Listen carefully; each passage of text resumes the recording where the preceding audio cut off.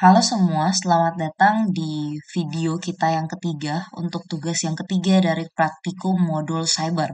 Nah, sebelum itu perkenalkan saya Clarissa Maramis dan saat ini saya akan menjelaskan dua lab, yaitu lab pertama dan lab kedua. Namun kita langsung masuk saja pada lab yang pertama, yaitu lab tracing a route. Nah, di lab ini kita akan belajar bagaimana cara memverifikasi koneksi jaringan menggunakan perintah ping. Lalu kita akan melacak jalur paket data melewati internet menggunakan traceroute dari terminal Linux, dan terakhir kita akan coba tool traceroute berbasis web.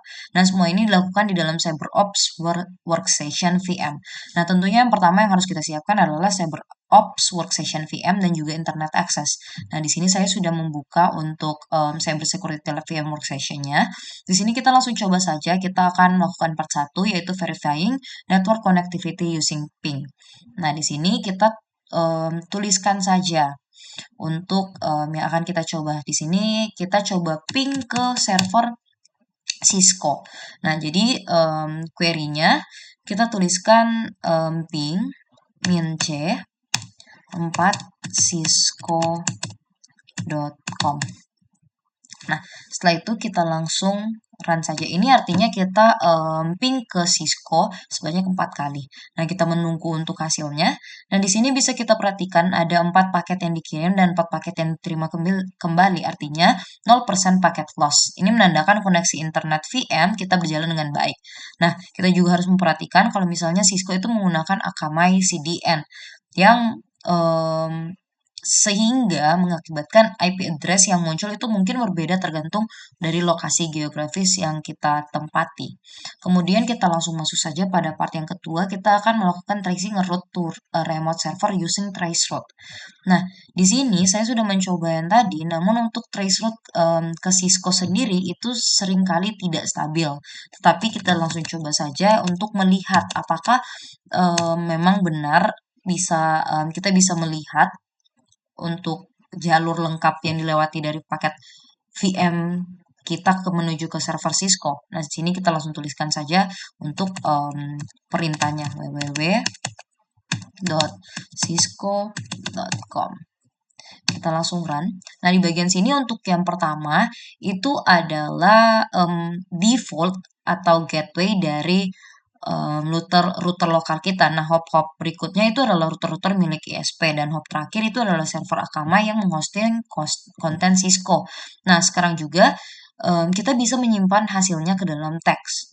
Nah, di sini itu kalau misalnya beberapa hop itu mungkin akan menampilkan bintang-bintang-bintang. Nah, ini itu normal. Artinya router tersebut memblokir paket tracer route untuk keamanan.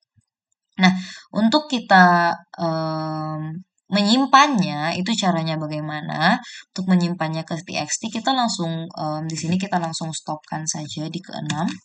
Nah, selesai. Kemudian kita langsung coba untuk menuliskan ke dalam bentuk txt. www.cisco.com Cisco traceroute.txt. Nah, jadi ketika kita sudah run perintah ini, itu dia akan terus menuliskan berapa hop yang telah dilewati oleh server tersebut. Nah, jadi kalau misalnya kita stop sekarang pun, itu ketika kita buka txt-nya itu sudah tersimpan. Nah, di sini kita coba stop saja. Nah, sekarang kita coba trace ke salah satu rear. Nah, di sini saya pilih misalnya Afrika. Di sini untuk query-nya sesuai dengan yang ada. Di sini kita coba trace route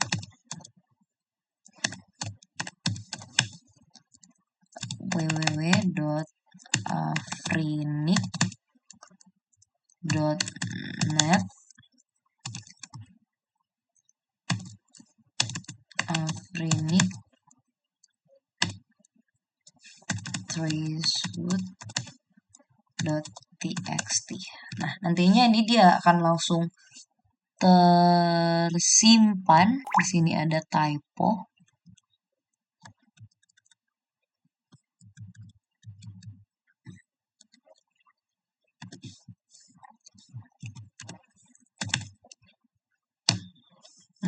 Di sini dia akan langsung tersimpan walaupun kita tidak menunggu sampai hal itu selesai. Nah, misalnya kita langsung masuk pada bagian yang ketiga. Di bagian ketiga ini kita akan menggunakan web-based traceroute tool berbasis web. Nah, perbedaannya apa sih dengan yang tadi? Ini traceroute route yang tadi itu dijalankan dari komputer kita sendiri, sedangkan tool web ini dijalankan dari server yang berlokasi di berbagai negara. Nah, caranya bagaimana sih sebenarnya? Di sini kita sambil menunggu, kita langsung coba saja untuk part yang ketiga. Sini kita buka untuk Firefox-nya.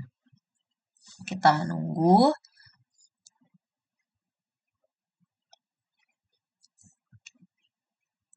Kita menunggu sampai itu terbuka. Nah, di sini kita langsung cari saja untuk Monitis. Nah, di sini kita lihat bahwa webnya adalah ini. Kita langsung copy saja dan kita langsung paste di sini. Kita visit.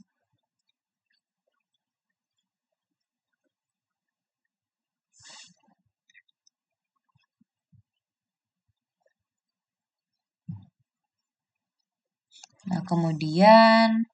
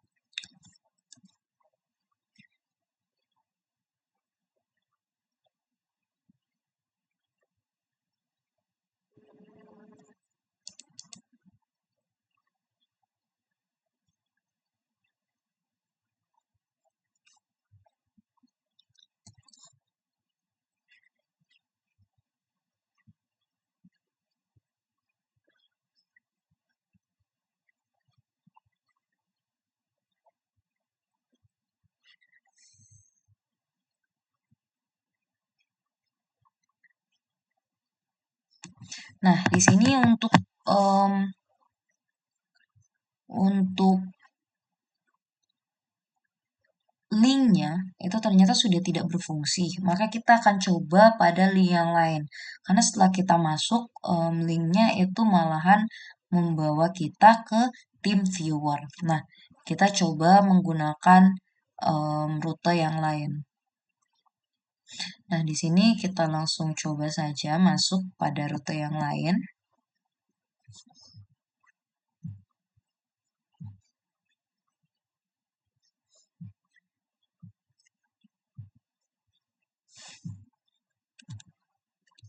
Kita copy dulu. Terus kita masukkan pada bagian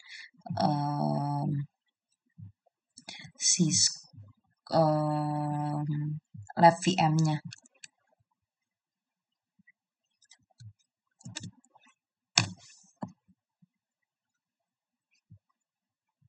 Nah, di sini bisa kita melihat kita sudah masuk ke dalam tempat untuk mengetes tools-nya. Nah, di sini kita bisa melihat bahwa perbedaannya kalau misalnya yang tadi kita lewat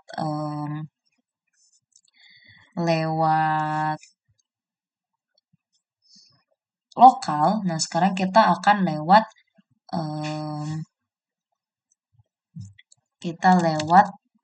toolsnya, kita menggunakan tools. Nah, di sini kita coba misalnya google.com. Kita tunggu.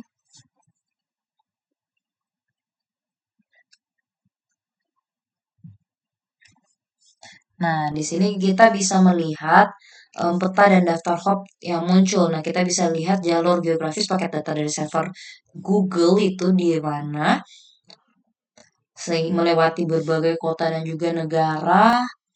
Kemudian ini berbeda dengan hasil traceroute yang tadi, cuman dari terminal karena titik awalnya pun berbeda. Ini adalah dari Google itu sendiri. Nah, itulah perbedaan utamanya. Traceroute dari terminal menunjukkan alur dari jaringan kita, sementara untuk traceroute web itu menunjukkan jalur dari infrastruktur server mereka yang mungkin ada di benua lain. Nah, oke, untuk lab tracing route sudah selesai dan kita akan lanjut kepada lab introduction to Wireshark. Nah, di sini kita langsung masuk saja pada lab yang berikutnya, yaitu lab Introduction to Wireshark. Nah, Wireshark ini adalah aplikasi paket sniffer. Ia menangkap dan menganalisis data yang mengalir di jaringan. Kita akan menggunakan topologi mininet di dalam VM untuk mensimulasikan jaringan dengan beberapa host tanpa butuh perangkat fisik. Nah, tujuannya itu ada dua. Yang pertama, untuk menginstal dan memverifikasi topologi mininet. Kemudian yang kedua menangkap dan menganalisis data ICMP di Wireshark. Nah, kita langsung masuk saja pada langkah-langkahnya. Di sini tentunya kita masih memerlukan CyberOps, VM, dan juga Internet Access. Nah, di sini tadi saya sudah melakukan percobaan. Nah, kita langsung lihat saja. Nah, yang pertama yang harus kita lakukan adalah kita harus menginstal dulu untuk topologi mininet ini. Nah, tadi kita sudah memasukkan, kita tinggal langsung run saja Python script untuk menginstal dari topologi mininet ini. Nah, di sini sudo sampai di cyberops_topo p ini py yang harus kita run. Nah, di sini tadi saya sudah run. Saya juga sudah memasukkan passwordnya CyberOps. Terus ketika kita run, di sini sudah bisa kita lihat muncul topologinya. Jadi topologi ini berisi 4 host, 1 switch, dan 1 router. Semuanya ini berjalan di dalam satu VM. Nah, kemudian ketika Promininet ini sudah muncul, artinya topologi jaringan virtual sudah aktif. Nah, sekarang kita akan buka terminal untuk host 1 dan host 2 sesuai instruksi yang ada di modul. Nah, caranya itu adalah dengan cara kita menuliskan xterm H1 dan xterm H2. Nah, di sini untuk terminal H1-nya bisa kita lihat untuk if config-nya. Di sini kita tadi diminta untuk memasukkan juga untuk IP address dari H1, IP address dari H2, MAC address dari H1 dan MAC address dari H2. Nah, itu bisa kita lihat dari mana? Nah, dari bagian sini. Di sini ada ether. Ether ini merupakan bagian MAC address-nya. Sedangkan untuk IP address-nya itu sendiri bisa kita lihat di inet di sini. Nah, ini kita tuliskan pada modul ini untuk H1. Nah, untuk H2 sendiri ini kita bisa lihat di sini. Nah, di sini untuk IP address-nya 10.0.0.12 dan untuk MAC address-nya itu ada di ether lagi. Nah, di sini ini yang kita tuliskan di dalam modul. Setelah itu kita lanjut. Nah, di sini kita akan coba untuk melihat dari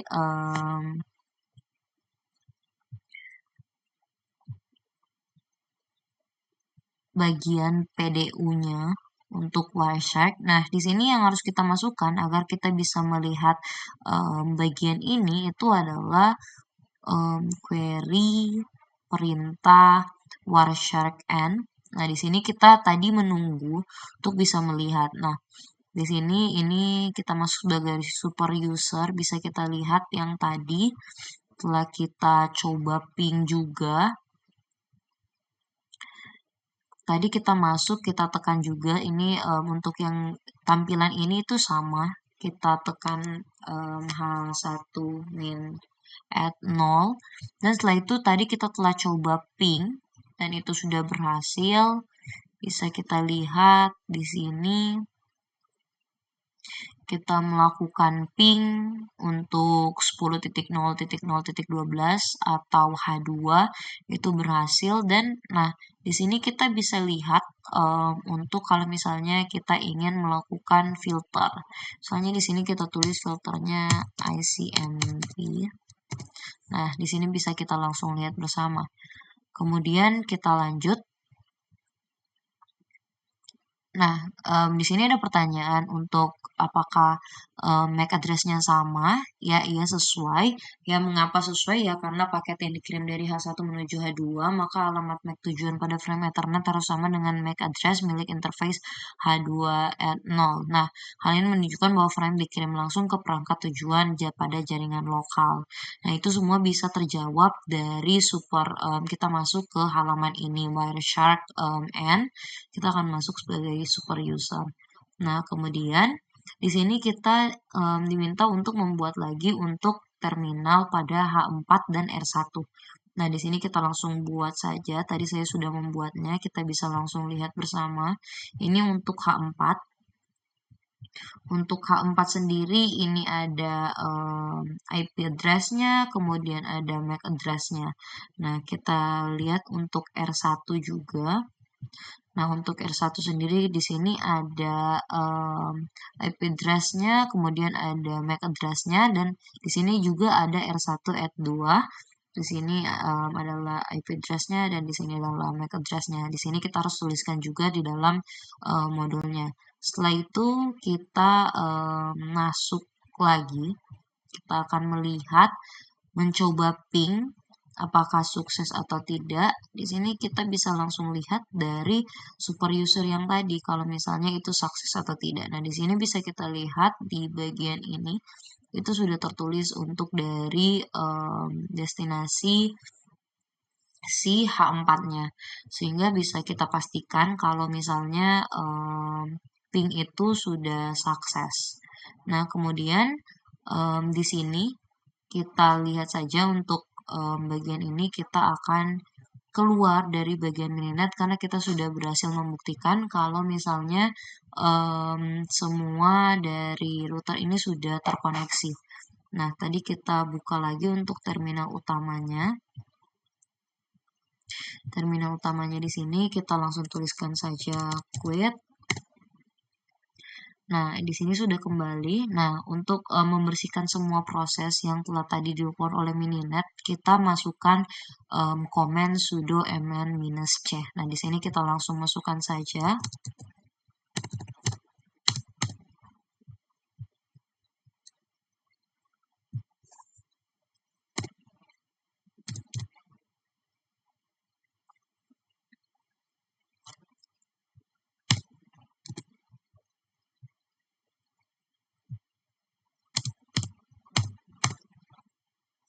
Kita masukkan lagi passwordnya. Kita menunggu dan ya ini outputnya sudah sesuai dengan yang ada di modul. Sehingga untuk kedua modul ini sudah selesai dan tentunya pelajaran yang kita dapatkan dari sini kita tadi sudah belajar cara memverifikasi koneksi dengan ping dan melacak jalur paket menggunakan tracer route baik dari terminal maupun dari tool web. Kemudian di lab introduction untuk Wireshark tadi kita telah belajar untuk menangkap paket ICMP dan membedah isinya lapis per lapis. Kita juga menemukan insight penting saat komunikasi terjadi antar jaringan yang berbeda. MAC address tujuan adalah MAC address router, bukan MAC host tujuan. Dan selanjutnya akan dilanjutkan oleh teman saya. Baik, kita akan masuk ke poin yang selanjutnya. Sebelumnya perkenalkan, nama saya Berliani Putalangi. Nah, dan yang saat ini saya akan menjelaskan tentang lab using Wireshark to examine Ethernet frames. Nah, di sini kita akan membahas cara mengexamine Ethernet frames di sini menggunakan aplikasi Wireshark. Di sini ada topologi jaringannya yang sudah dapat dilihat. Contohnya, ada server, ada routernya di sini. Dan kita membutuhkan header fields untuk Ethernet 2 frame dan juga menggunakan Wireshark. Aplikasi Wireshark-nya sudah ada langsung di VM-nya Cyber Security saat kami download. Nah, butuh internet access dan juga CyberOps Workstation. Nah, di sini kami dapat melihat struktur Ethernet 2 di mana terdapat descriptions dan lengths-nya. preambles ada 8 bytes, ada bytes, source address juga 6 bytes, dan tipe frame-nya ada 2 bytes, di mana bisa menyimpan data dari 46 sampai 1500 bytes, dan VCS 4 bytes.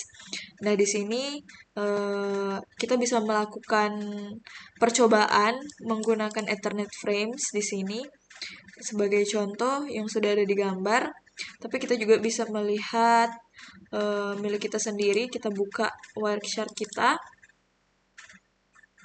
Nah, di sini ketika kita membuka Wireshark-nya, terdapat analyzer yang ada, di mana menu-menu yang ada di sini ada file, edit, view, dan di sini kalau kita mau mengcapture interface kita bisa mengklik ENP0S3 ini sebagai interface utama kita, dan kita menunggu sampai capturingnya itu muncul. Kita tunggu di sini. Di sini ada tombol start capturing packets, di sini juga ada stop capturing packets. Nah, kita tunggu terlebih dahulu apa saja yang sudah kita capture. Di sini ada dokumentasi bahwa live capture sementara on progress. Kita lihat terlebih dahulu.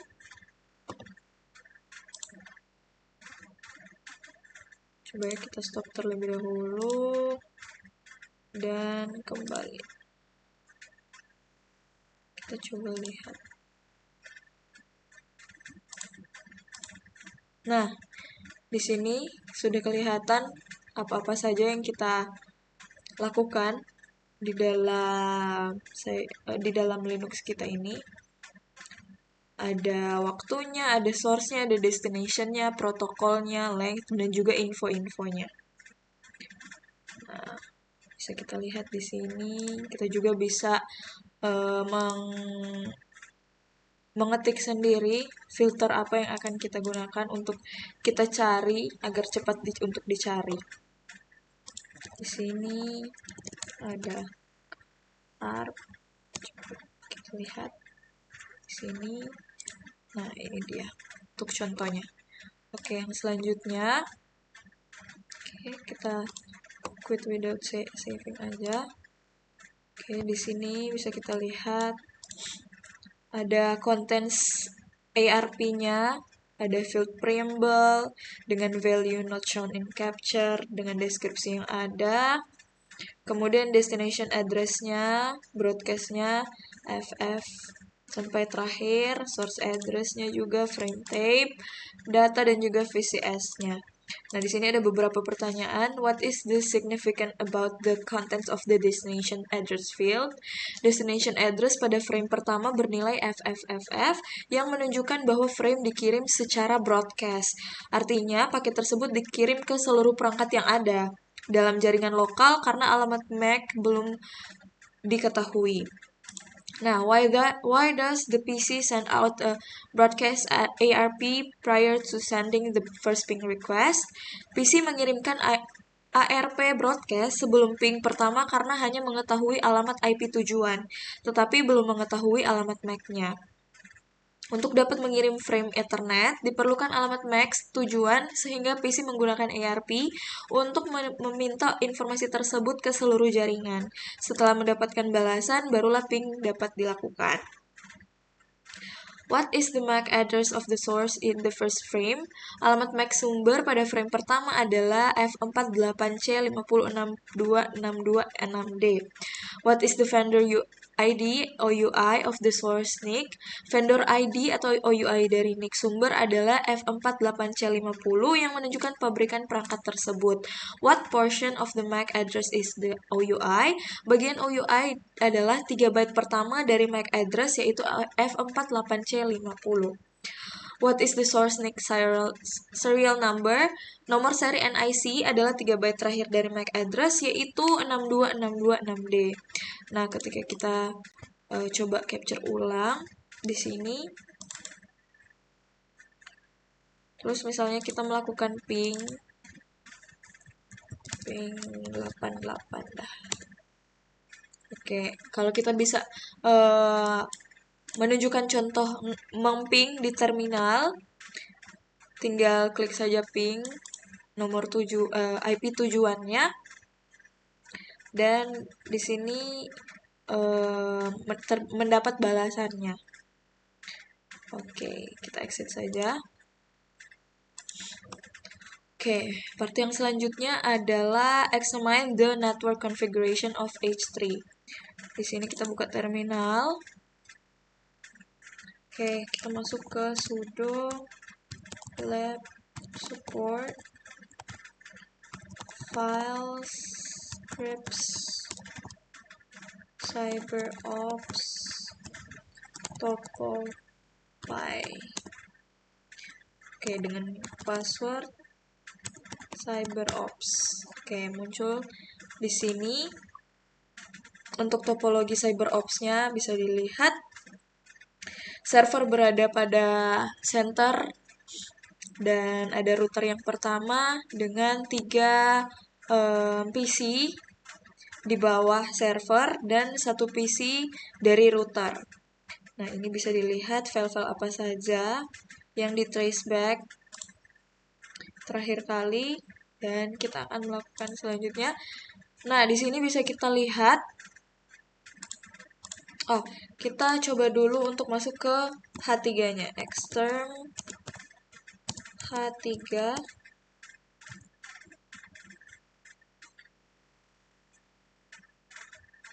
Wait. Sudo lab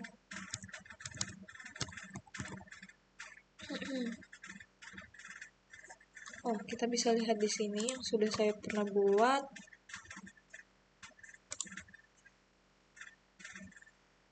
Extern H3.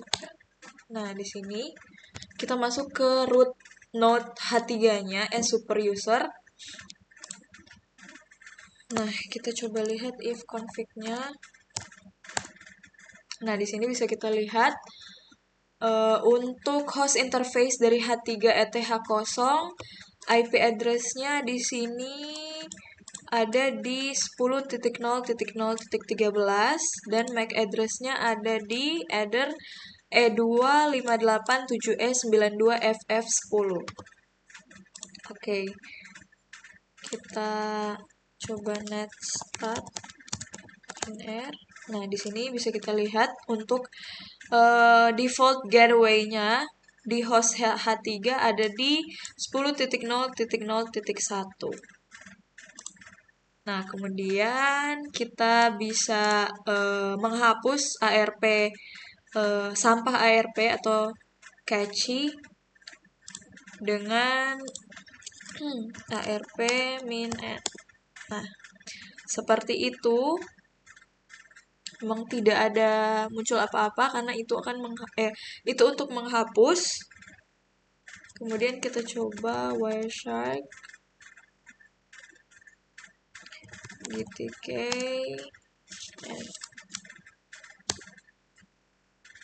Oke, tidak tertunjuk ya untuk Wireshark-nya. Tidak apa-apa. Kita coba kembali.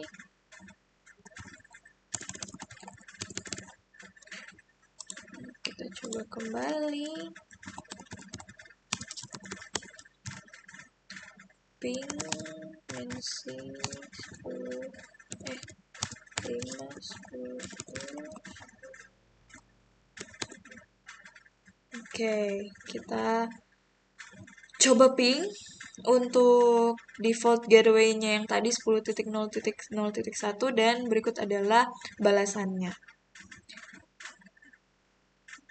5 paket menerima dan 0% paket loss. Jadi ini berarti pingnya berhasil.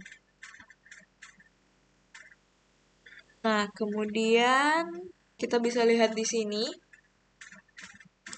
Nah, di sini ada aplikasi Wireshark-nya yang menunjukkan top, middle, and bottom. Dimana di top-nya berisi paket list pane, di middle-nya terdapat paket details pane, dan yang di bottom-nya ada paket bytes pane. per bytes-nya ada berapa. Nah, kemudian untuk menjawab pertanyaan-pertanyaannya, di frame yang pertama menunjukkan echo ping request. Di sini di bagian warna ungu terdapat ping request yang di request.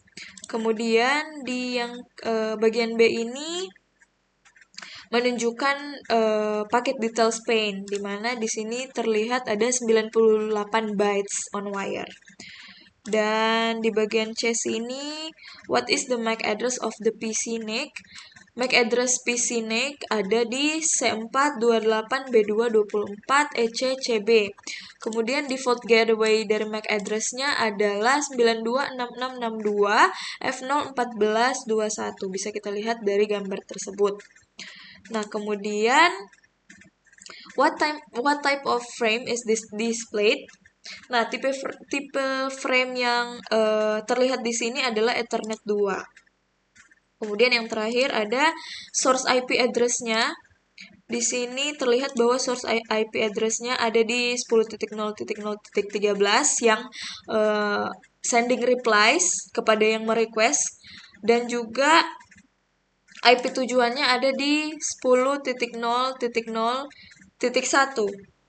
Oh, kebalik. 10.0.0.13 itu IP sumber. Dan juga IP tujuannya ada di 10.0.0.1. Oke. Kemudian bisa kita lihat di sini juga, untuk di sini ada gambar frame 3. Nah, ada pertanyaan, what device and MAC address is displayed as the destination address? Nah, di sini destination address pada frame echo reply, alamat akan tertukar dari frame sebelumnya echo request. Jadi, komputer PC pengirim awal dengan MAC address C428B224 ECCB. Nah, di sini bisa kita lihat destination address-nya di sini.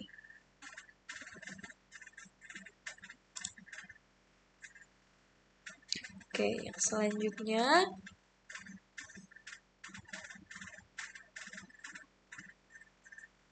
kita mengexamine the new data in the packet list pane of Wireshark.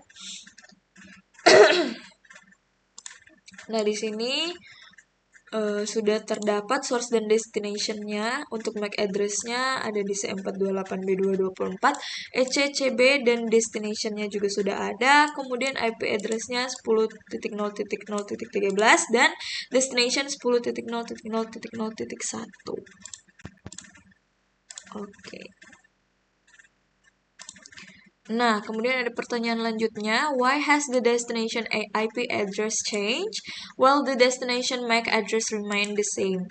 Destination IP berubah karena paket dikirim ke tujuan akhir yang berbeda, misalnya server atau host lain. Namun, destination MAC tetap sama karena paket masih dikirim melalui jaringan lokal ke default gateway atau router. Router tersebut yang kemudian meneruskan paket ke tujuan akhir, sehingga MAC address yang digunakan tetap MAC router. Nah, kemudian ada reflection-nya juga. Wireshark does not display the preamble field of a frame header. What does the preamble contain? Preamble berisi pola bit 10 secara berulang yang berfungsi untuk sinkronisasi antara pengirim dan pengerima agar penerima dapat mengenali awal frame. Kemudian lab yang selanjutnya ada using Wireshark to observe the TCP three-way handshake, di mana di sini ada topologi yang tadi. Oke, di sini kita kembali membuka Xterm 4.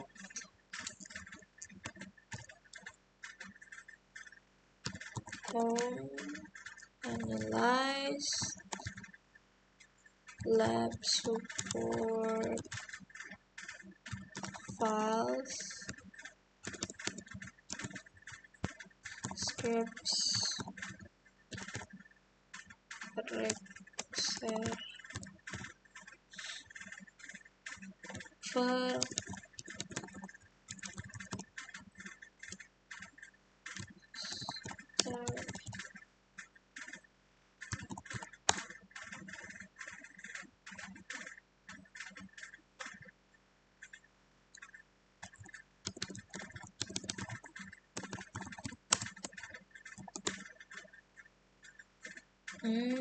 oke. Di sini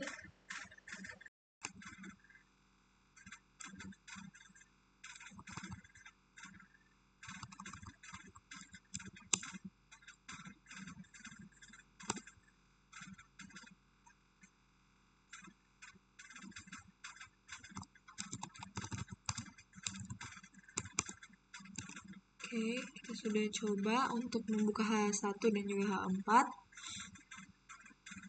Nah, di sini akan terbuka web browser Firefox.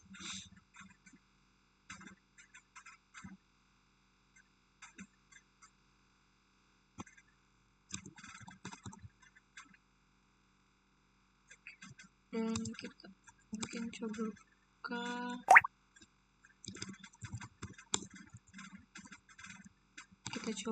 TCP dump min I H1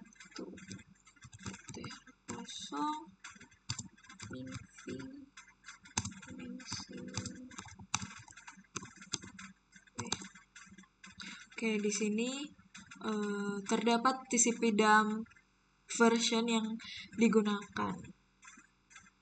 Oke. Kemudian di sini kita apply filter di Wireshark, bisa dilihat di gambar ini. Untuk filternya di sini ada filter TCP. Kemudian di sini bisa kita lihat dari gambar, untuk TCP source port number biasanya berupa port acak yang tinggi atau ephemeral port. Di sini bisa kita lihat untuk portnya 58716. Dengan classify source port itu port ephemeral atau dynamic, yang berupa port sementara yang dipakai klien. TCP destination di sini ada 80 HTTP atau 443 HTTPS, tapi dalam hal ini destination portnya ada di 80. Kemudian flag yang set ada SYN. Artinya paket ini adalah permintaan awal koneksi. Nah, sequence numbernya ada di 0. Kemudian di sini juga berdasarkan gambar, values untuk source dan destination portnya ada di 80 dan 58716. Kemudian flagnya ada SYN dan ACK, dan relative sequence dan acknowledgement numbernya ada 0 dan 1. Kemudian yang ketiga, di sini juga flags yang ada bisa dilihat di gambar ada di ACK. Dan untuk part yang berikut ini ditanya switch min R itu untuk apa? Berdasarkan manual TCP dump, switch R berfungsi untuk membaca paket dari sebuah file, bukan dari antarmuka jaringan secara langsung. File tersebut biasanya merupakan file hasil tangkapan paket atau PCAP yang sebelumnya dibuat menggunakan opsi min W. Jika nama file yang diberikan adalah tanda strip atau garis, maka TCP dump akan membaca data dari standar input. Bisa kita coba. Di sini.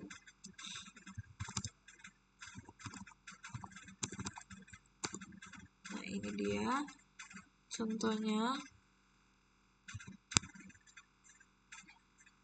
Oke.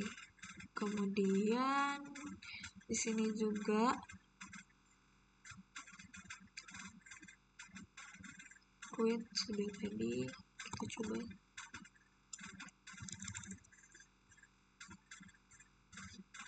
sudo nminc. Oke. Ini untuk meremove proses yang dilakukan oleh Mininet. Oke. Nah, untuk reflectionnya ada 2 pertanyaan di sini. Yang pertama itu list 3 filter yang useful untuk network administration. Yang pertama itu filter berdasarkan IP address yang berguna untuk memantau lalu lintas dari atau ke host tertentu yang dicurigai bermasalah atau mencurigakan. Yang kedua, filter berdasarkan protokol DNS atau HTTP atau ICMP berguna untuk mengisolasi jenis traffic tertentu guna menganalisis performa atau mendeteksi anomali pada protokol tersebut. Yang ketiga, filter berdasarkan port atau TCP port atau UDP port berguna untuk memantau layanan spesifik seperti HTTPS atau DNS dan mendeteksi aktivitas tidak wajar pada port tersebut. Yang nomor berikutnya, what other ways could Wireshark be used in a production network? Yang pertama itu ada troubleshooting jaringan, yaitu digunakan untuk mendiagnosis masalah konektivitas, latensi tinggi, atau paket yang hilang dengan menganalisis alur komunikasi antar perangkat secara detail. Deteksi ancaman keamanan, yaitu digunakan untuk mengidentifikasi aktivitas mencurigakan, seperti port scanning, serangan brute force, atau komunikasi malware dengan memeriksa pola traffic yang tidak normal. Dan yang ketiga atau yang terakhir adalah analisis performa aplikasi, yaitu digunakan untuk mengukur waktu respons aplikasi berbasis jaringan dan mengidentifikasi bottleneck pada komunikasi klien server guna mengoptimalkan performa sistem. Demikian 2 lab penjelasan dari saya, dan lab yang selanjutnya akan dijelaskan oleh teman saya. Perkenalkan, nama saya Kristania Bolu dengan NIM 230211062016. Di bagian ini saya akan menjelaskan bagian lab Exploring Nmap. Di sini kita disuruh untuk membuka Cyber Security Lab dari VM. Langsung saja kita jalankan. Setelah itu kita buka bagian terminal, dan di sini kita membuka memberikan komen Nmap.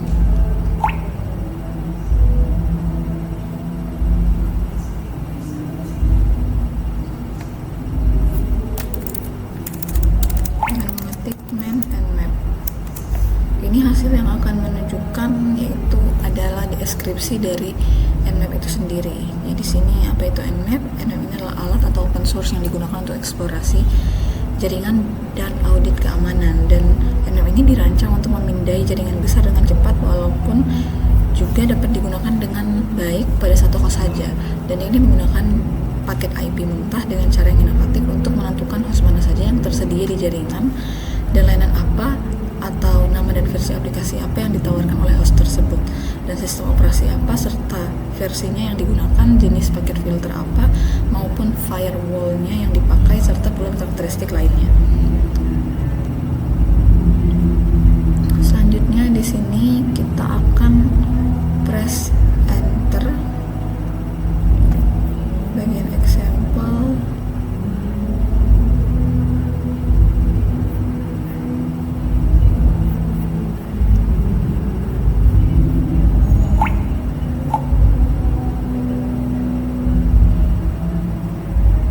Di sini example 1 yaitu apa komen yang dipakai, yaitu nmap min-a t4 scanme nmap.org, dan juga apa yang terjadi saat dia dipindahkan dari min-a.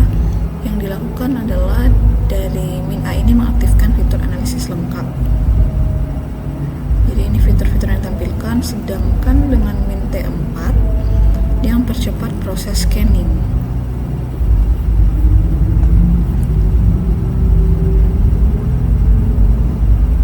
Selanjutnya kita akan mengetik nmap min-a min-t4.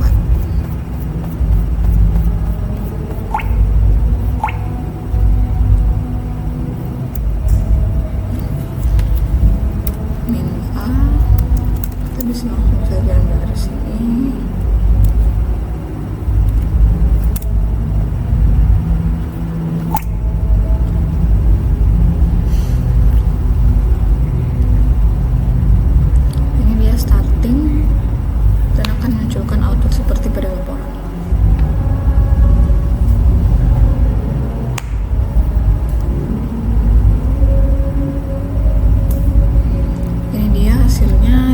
Ini review the result and answer the question. Port apa, service apa yang terbuka. Dari berdasarkan yang ditampilkan di sini ada 4 port yang terbuka, baik port 21, 22 dan pun 23 dan ada 80. Dan di sini untuk membuka software that's providing the service, yaitu service FTP dan juga SSH dan HTTP. Dan ini merupakan sistem operasi Linux. Selanjutnya di sini kita disuruh untuk mengetik ifconfig. Ini yang muncul record the IP address and subnet mask. Di sini IP address-nya yaitu 192.168.1.19 dan juga subnet mask-nya di sini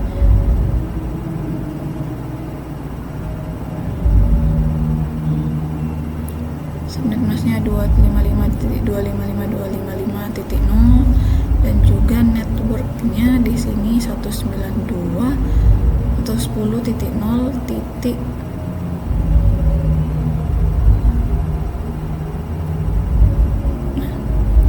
255. Selanjutnya pada bagian berikut kita akan mengetik nmap min a min t4 dan juga IP address-nya.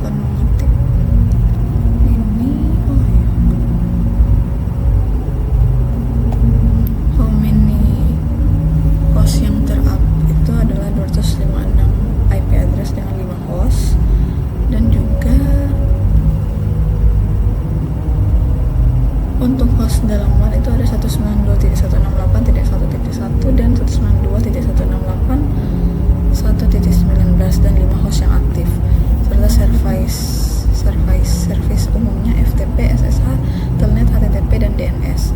Tapi ini kita menggunakan berdasarkan di laporan, sedangkan yang ada di dalam sistem operasi saya di sini 0 host up, jadi tidak ada host yang aktif. Dan juga selanjutnya kita akan scan. Di sini tujuan dari scanme.nmap.org ini yaitu sebagai server latihan testing yang aman untuk melakukan network scanning dengan nmap. Dan kita akan mengetik ini.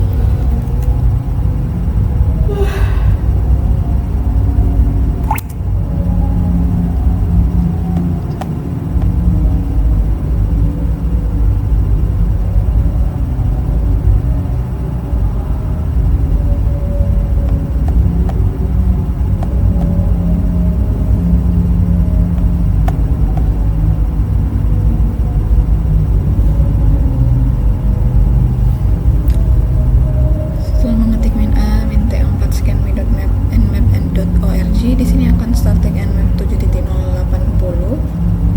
dan sambil menunggu di sini kita disuruh untuk melihat result dan menjawab setiap port service, port dan filternya, serta filter IP dan OS.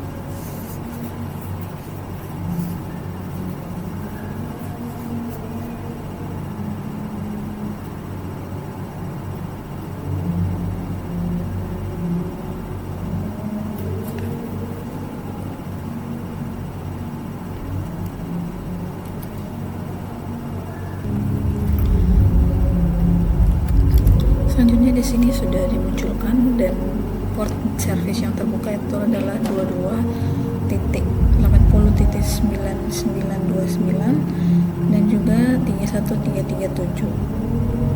Untuk filternya yaitu 25, 135, 139, 41 dan 445.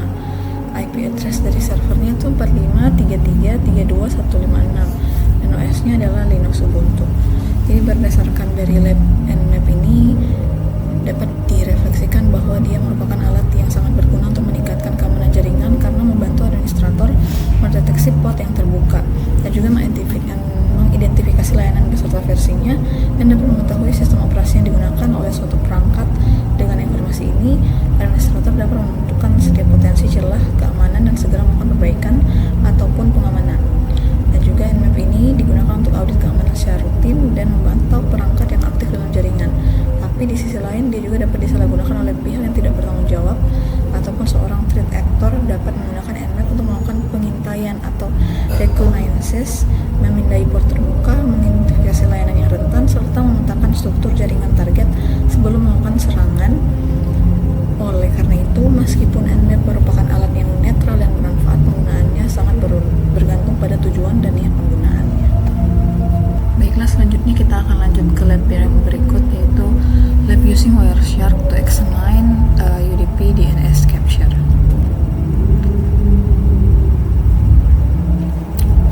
Di sini kita akan membuka lagi terminal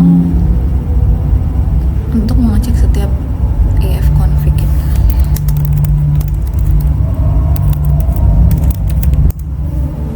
Di sini IP address-nya 192.168.1.19, MAC address-nya 080027C9FAA1, default gateway-nya IP address 192.168.1.1, DNS server IP address-nya 192.168.1.1. Dan di sini kita akan membuka terminalnya sudah, dan setelah itu kita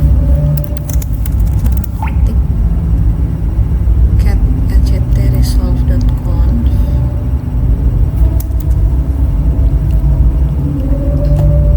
Di sini name servernya 127.1.0.0.53 dan di sini kita akan mengetik net start WinR.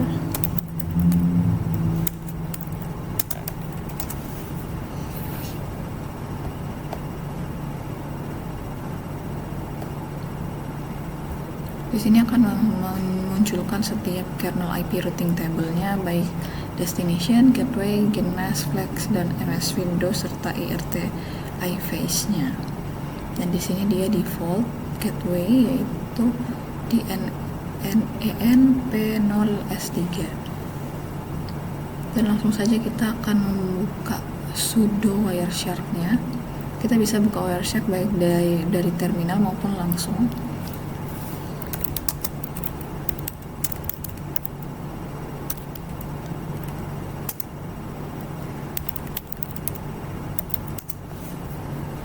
Kita bisa langsung buka dari Wireshark.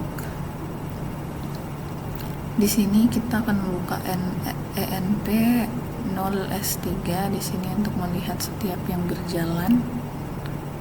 Ini karena tadi saya sudah sempat membuka browsernya. Di sini kita disuruh untuk mengetik google.com. Kita buka firework-nya. Oke. Nah, setelah kita menjalankan google.com di bagian web browser, di sini akan langsung muncul di ENP0S3 ini, dan kita bisa klik to stop Wireshark capture when you see Google Home.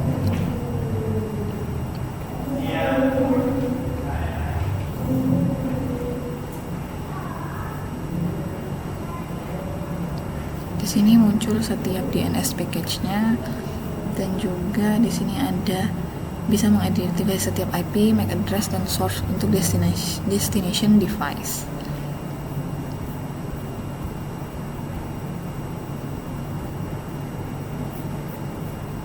Ada frame size-nya 74 bytes, source MAC address-nya 00080027C9FA1, destination MAC address-nya itu MAC address-nya default gateway, dan juga ada source IP address-nya 192.168.1.19, serta destination IP address-nya 192.168.1.1. Untuk source port-nya ini dia random ataupun high port, sedangkan destination portnya itu 53 DNS. Dan dari Ethernet 2 frame DNS respon ini source MAC address-nya default gateway DNS server, dan juga destination MAC address-nya VM. Sedangkan destination IP address-nya 192.168.1.19 dan source IP address-nya 192.168.1.1. Dan apa yang terjadi jika roles source destination dari VM dan default gateway-nya, yaitu terjadi pertukaran atau reverse saat request VM ke gateway atau saat respon yaitu dari gateway ke VM. Sehingga dari lab ini refleksi yang dapat kita angkat mengenai benefit dari using UDP instead of dibandingkan TCP sebagai transport protokol untuk DNS, yaitu UDP ini lebih sering digunakan untuk DNS dibandingkan TCP karena beberapa keuntungan utama, yaitu UDP ini memiliki overhead yang lebih kecil karena tidak memerlukan proses koneksi seperti three-way handshake pada TCP, sehingga komunikasi bisa berlangsung lebih cepat, dan ini membuat respon DNS menjadi lebih cepat dan efisien. Yang penting karena DNS ini biasanya hanya mengirim permintaan dan jawaban yang kecil. Selain itu, UDP juga bersifat connectionless, sehingga server dapat menangani banyak permintaan sekaligus tanpa harus menjaga koneksi dengan setiap klien, dan membuat lebih ringan dan scalable. Meskipun UDP tidak menjamin kendala seperti TCP, hal ini juga tidak menjadi masalah besar untuk DNS karena jika terjadi kegagalan, permintaan dapat dengan mudah atau dikirim ulang. Jika kita menghentikan tab ini, dia pun akan berhenti dari ENP0S3 ini. Baiklah, pada saat ini saya akan melanjutkan untuk bagian lab using Wireshark to examine TCP and UDP captures. Jadi akan mengidentifikasi bagian pertama mengidentifikasi header dan operasi TCP menggunakan capture dari sesi FTP. Dan di sini saya telah men-start untuk Wireshark-nya. Jadi saya telah menjalankan dan telah mulai capture pada interface ini.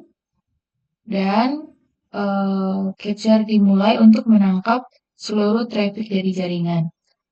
Dan selanjutnya saya telah membuka koneksi ke FTP server menggunakan server anonymous, tapi pada server FTP ini tidak dapat diakses, tapi saya menggunakan alternatif untuk menghasilkan TCP traffic, yaitu salah satunya dengan membuka browser.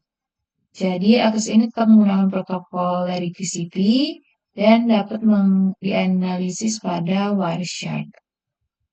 Jadi kita bisa lihat di sini untuk di Wireshark-nya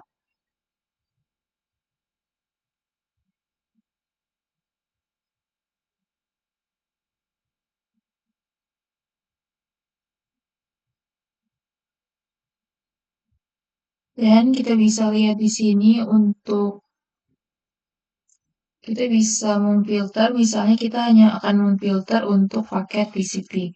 Jadi hanya akan muncul. Jadi untuk 3 paket pertama yang bisa kita lihat di sini itu dia menunjukkan proses TCP three-way handshake, yaitu ada SYN, SYN ACK, dan juga ada ACK.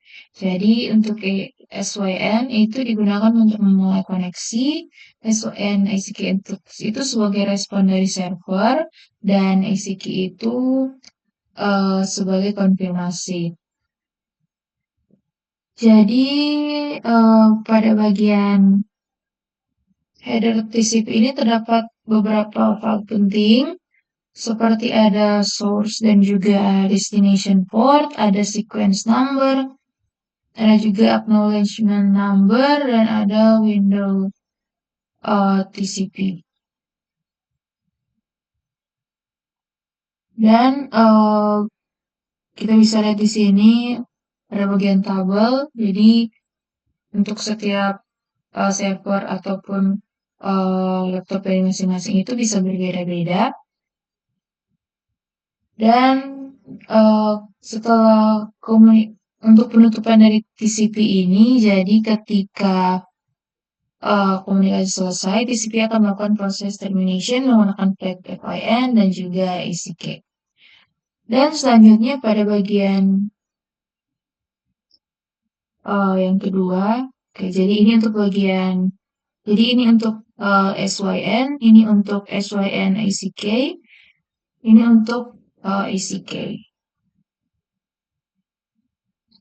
Dan kita akan masuk pada bagian UDP untuk TFTP session, dan kita akan start mininet di sini.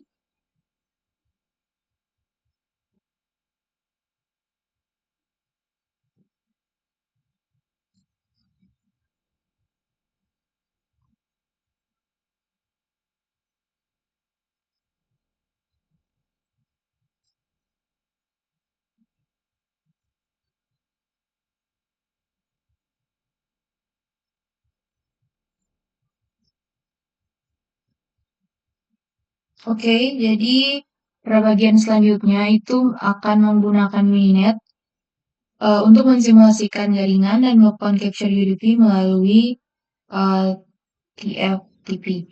Jadi kita akan fix term. Jadi kita coba untuk fix term H1 dan H2.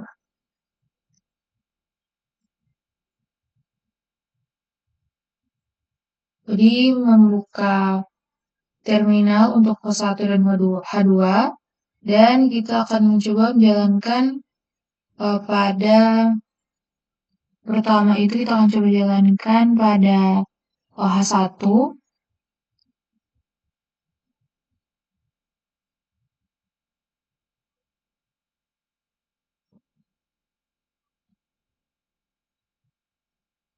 Ini pada H1.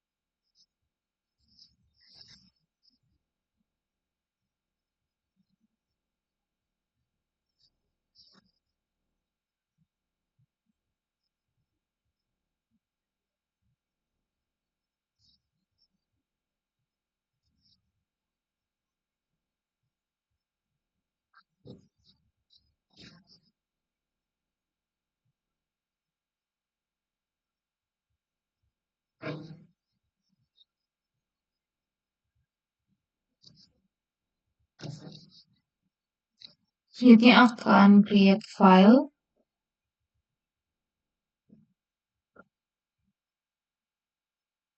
Masih di H1 terminal window.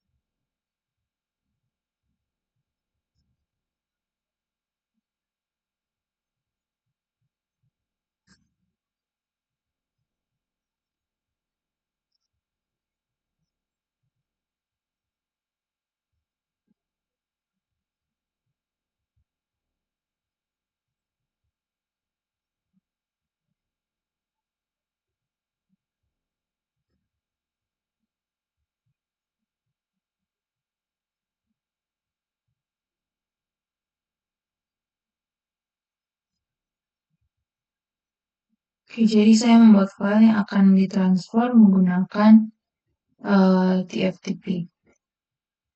Dan selanjutnya, oke, jadi display contents TFTP data, dan kita akan prepare untuk receiver-nya, yaitu untuk H2.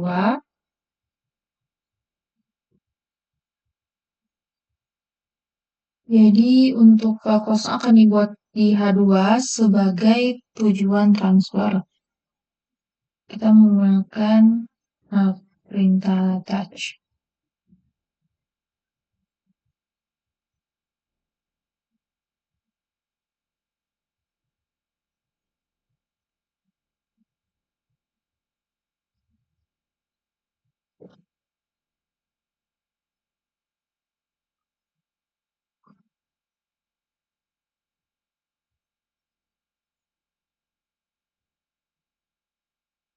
Jadi selanjutnya kita akan membuka untuk Wireshark.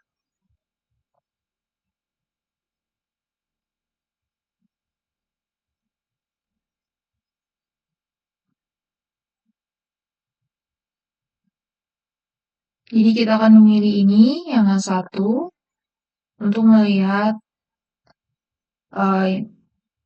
interface-nya. Oke.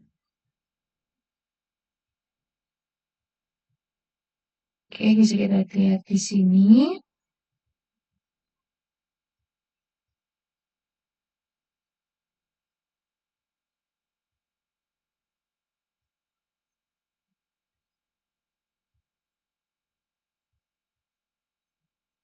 Pada bagian H2 kita akan mencoba untuk melakukan transfer file dari H1 ke H2.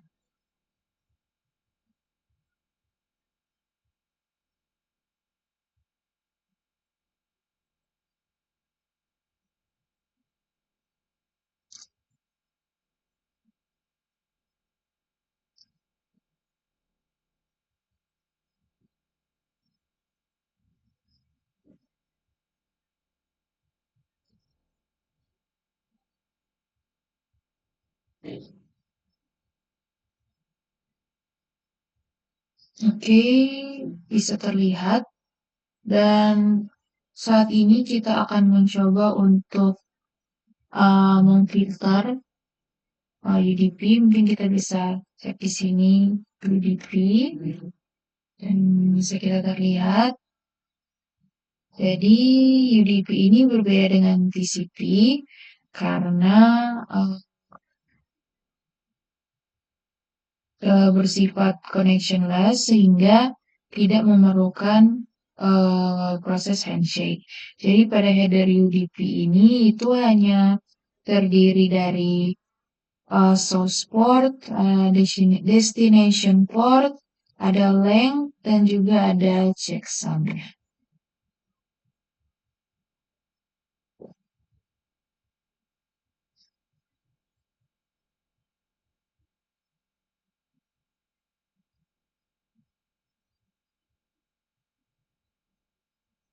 Jadi untuk UDP ini itu tidak menjamin pengiriman data, sehingga jika terjadi error maka data tidak dikirim ulang. Jadi seperti yang akan tadi bahwa untuk header UDP ini lebih sederhana karena hanya ada source port, destination, length, dan juga ada checksumnya. Jadi UDP memverifikasi integritas data menggunakan checksum pada header UDP, dan jika checksum tidak valid maka akan dianggap rusak dan juga dibuang. Dan bisa kita lihat di sini untuk ini ada di H1 untuk datanya pada tabel ini. Jadi untuk source IP address, destination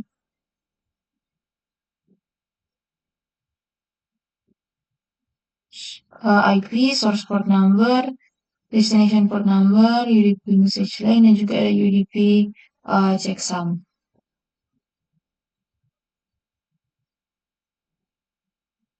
Jadi ini untuk yang bagian H2 dan di bagian atas pada H1. Jadi selanjutnya kita akan melakukan clean up pada terminal. Kita akan membuka kembali terminal.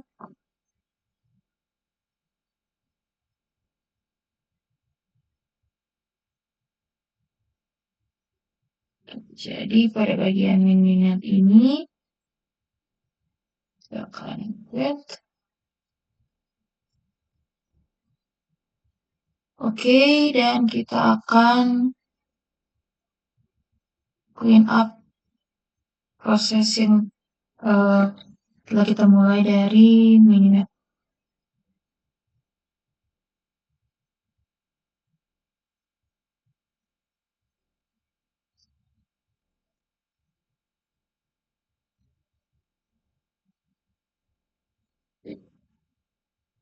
Oke, jadi saya telah menghentikan Mininet dan juga telah membersihkan proses. Jadi seperti yang kita lihat bahwa pada bagian lab ini, jadi TCP dan UDP itu memiliki perbedaan utama, yaitu TCP itu bersifat connection oriented dan juga reliable, dan untuk UDP bersifat connectionless dan lebih cepat, tapi tidak menjamin untuk keandalannya. Jadi TCP memastikan data sampai dengan urutan yang benar, sedangkan untuk UDP itu lebih ringan dan cepat, namun tanpa mekanisme kontrol. Baiklah, kita lanjut pada bagian yang selanjutnya, yaitu pada bagian lab using Wireshark to examine HTTP and HTTPS.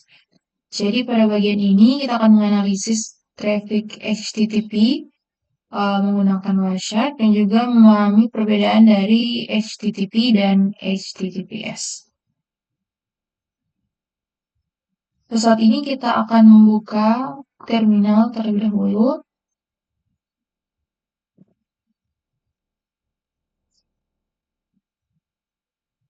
Ini untuk if config-nya. Dan selanjutnya kita akan membuka perintah dari sudo TCP dump ini.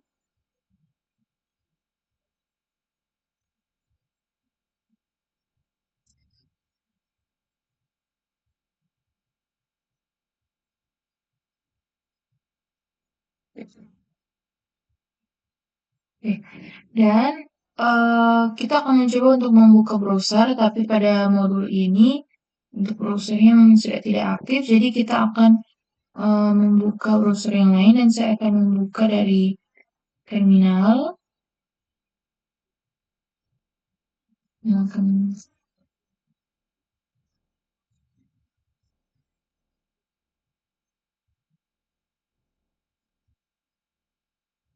Jadi kita akan mencoba membuka untuk example.com.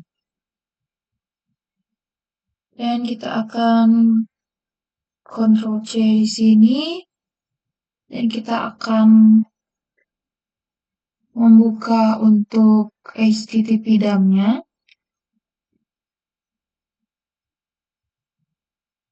Workshop dari HTTP dump ini. Dan ini bisa kita lihat. Dan kita akan memfilter untuk HTTP. Dan di sini telah muncul. Jadi kita bisa lihat di sini ada get HTTP metodenya yaitu get dan juga resource yang diminta yaitu slash.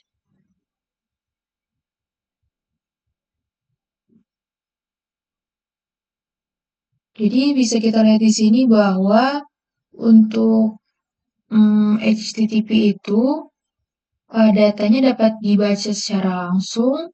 Jadi semua informasi seperti metode dan juga host bisa terlihat jelas. Baiklah, saat ini kita akan masuk pada bagian yang selanjutnya, yaitu kita akan melihat dan akan menganalisis traffic dari HTTPS. Karena sebelumnya kita telah melihat pada HTTP, sekarang kita akan melihat untuk HTTPS menggunakan Wireshark. Jadi seperti sebelumnya, kita diminta untuk membuka terminal.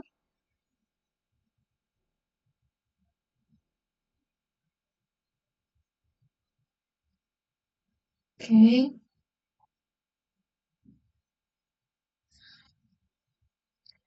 Dan di modul kita diminta untuk membuka website, di mana website ini menggunakan HTTPS, tapi saya akan membuka untuk alternatif yang lain, saya akan membuka menggunakan terminal.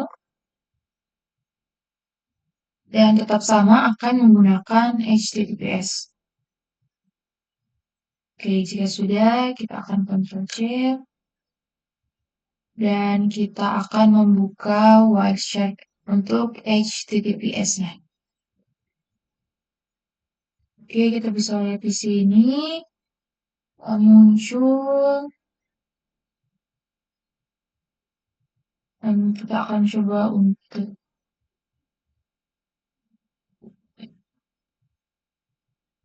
filter menggunakan TCP port 443. Nah, ini yang muncul. Dan kita coba filter menggunakan TLS. Oke. Dan bisa kita lihat pada bagian HTTP itu digantikan oleh application data karena isi data itu telah dienkripsi pada TPS. Dan untuk bagian transport layer security kita bisa lihat bagian sebelah ini, sebelah sini. Oke, dan jadi untuk data aplikasi untuk application data ini tidak dalam bentuk plain text dan juga tidak dapat dibaca. Oke, jadi kesimpulan yang bisa kita lihat di sini bahwa untuk HTTPS ini dibandingkan HTTP, dia itu lebih aman karena menggunakan enkripsi sehingga data yang dikirim itu tidak dapat dibaca oleh pihak lain dan juga melindungi dari penyadapan dan juga serangan seperti man in the middle. Dan tapi apakah website dari HTTPS ini aman? Jawaban itu tidak semua itu terpercaya dan aman. karena HTTPS hanya menjamin keamanan koneksi dan bukan keaslian dari website tersebut. Oke, jadi sekian untuk penjelasan pada materi ini, pada tugas 3, pada mata kuliah praktikum keamanan cyber. Atas perhatiannya diucapkan terima kasih.